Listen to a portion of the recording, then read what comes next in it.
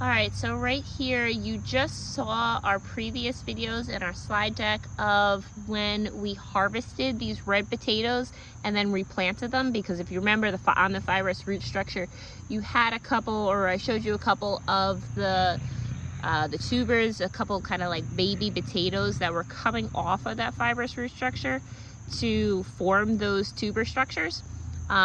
If you look in here, you can see some of the original plant kind of like died back and is not, well, it's dead, completely dead.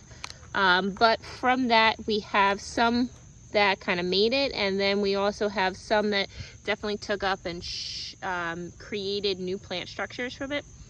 Now these plant structures, none of them have flowered like the previous potato plant did flower.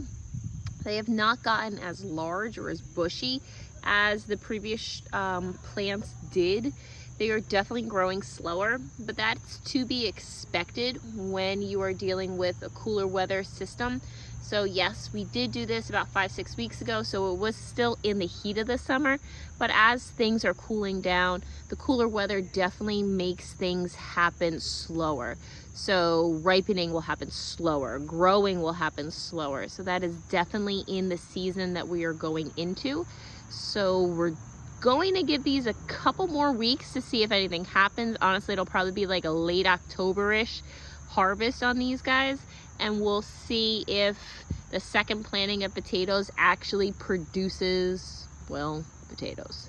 So we'll see.